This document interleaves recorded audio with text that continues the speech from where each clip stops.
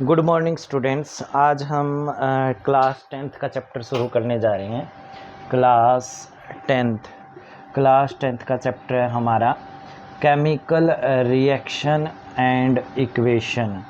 Chemical reaction and equation chapter हम शुरू करने जा रहे हैं। देखो, जब हम ये चैप्टर शुरू करते हैं तो इसमें सबसे पहले हमें ये पता होना चाहिए कि केमिकल रिएक्शन होती क्या है ना।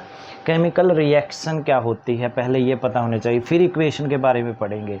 केमिकल रिएक्शन होने से पहले हमें केमिकल रिएक्शन का पता होने से पहले ये पता होना चाहिए कि केमिकल चेंज क्या है। केमिकल चेंज क्या है, हमने एक डेफिनेशन पढ़ी थी छोटी क्लासों में, अगर याद हो।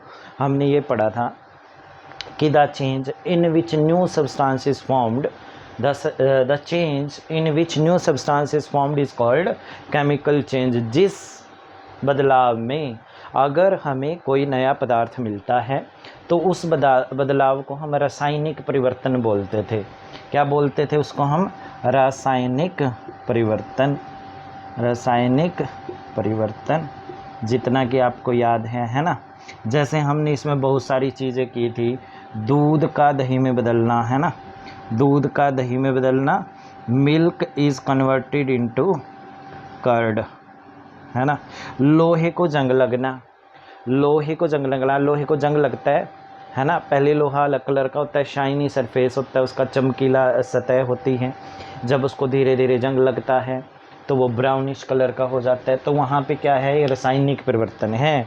क्या है वहाँ पे? रासायनिक परिवर्तन, यानी केमिकल चेंज है। जहाँ पर केमिकल चेंज होगा वहीं पर केमिकल रिएक्शन होगी। अब पता क्या चलेगा, कैसे पता चलेगा हमें कि केमिकल चेंज हो रहा है?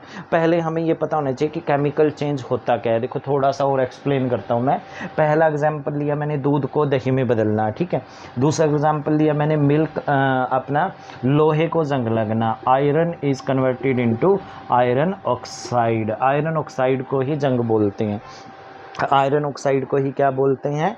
जंग बोलते हैं। उसके बाद हमने कहा कि अगर मैं भोजन पका रहा हूँ, फूड इज़ कुक्ड, भोजन पक रहा है। पहले आपके पास आटा था, है ना, फ्लोर था, फ्लोर से चपाती बन गई, चपाती डाइजेस्ट हो गई हमारे पेट में।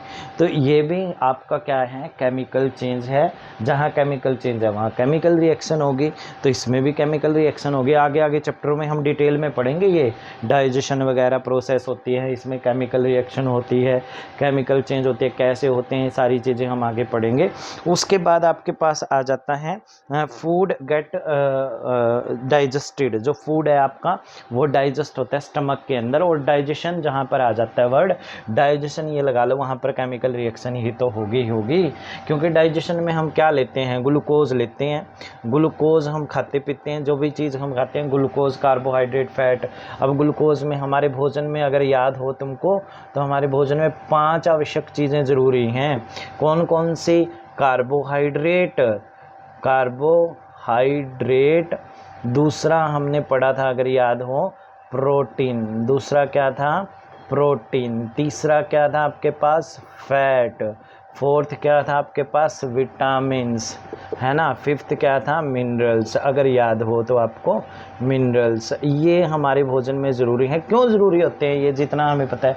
और इनमें डाइजेशन किसका होगा ये भी पता होना चाहिए, है ना। देखो बेटा, जो आपके पास विटामिन्स और मिनरल्स होते हैं ना, ये पहले ही स्मॉल पार्टिकल के रूप में होते हैं, तो इनका डायरेक्टली डाइजेशन होता है। डाइजेशन का मतलब ये होता है कि हम भोजन को छोटे छोटे टुकड़ों में तोड़ें, है ना, स्मॉल पार्टिकल में, फाइन पार्टिकल में कन्वर्ट करें भोजन को। इस प्रोसेस को क्या बोलते हैं? डाइजेशन बोलते हैं। अब जब डाइजेशन होता है तो इसमें न्यू सब्सटेंस फॉर्म होता है, जैसे वेस्टेज, ब्लड, एनर्जी, है ना, ग्लूकोज। ग्लूकोज से क्या बन गया आपका? पायरुवेट। पायरुवेट से आगे आप पढ़ोगे अल्कोहल बन गया, ऊर्जा बन गई, एनर्जी बन गई, कार्बन डाइऑक्साइड बन गई, है ना, लैक्टिक एसिड बन गया और आपकी एनर्जी बन गई। ये प्रोसेस आप 7th 8th में पढ़ चुके हैं। तो इन सब में क्या है बेटा? केमिकल रिएक्शन है। जहाँ केमिकल चेंज है वहाँ पर क्या होगी? केमिकल रिएक्शन होगी। आज के लिए हम इतना ही पढ़ेंगे कि केमिकल रिएक्शन क्या होती है। केमिकल रिएक्शन वो रिएक्शन जहाँ पर केमिकल चेंज हो रहा हो, उस रिएक्शन को केमिकल रिएक्शन बोलते हैं। इसको देखो, जब हम एक रिएक्शन को दर्शाते हैं या लिखते हैं या शो ऑफ करते हैं, तो हम जैसे दूध ले लेते हैं फॉर एग्जांपल, है ना। दूध धीरे धीरे धीरे धीरे बदल रहा है, किसके अंदर बदल रहा है, दही में, है ना। ये एरो का साइन ये शो करता है कि आपकी कितनी अभिक्रिया हो गई, है ना। ये लिखना जरूरी है, एरो का साइन। तो हमें ये भी बताना है कि ये तापमान की वजह से हो रहा है। किसकी वजह से हो रहा है, तापमान। अगर ताप ज़्यादा है तो जल्दी अभिक्रिया होगी, अगर ताप कम है तो अभिक्रिया बिल्कुल धीरे धीरे उतनी लंबी होती जाएगी, है ना। तो केमिकल रिएक्शन आपने पढ़नी है, एक बार अच्छे से पढ़ें इसको और देखें। कल यहीं से शुरू करूँगा एक बार, आज इतना ही करेंगे। Have a nice day.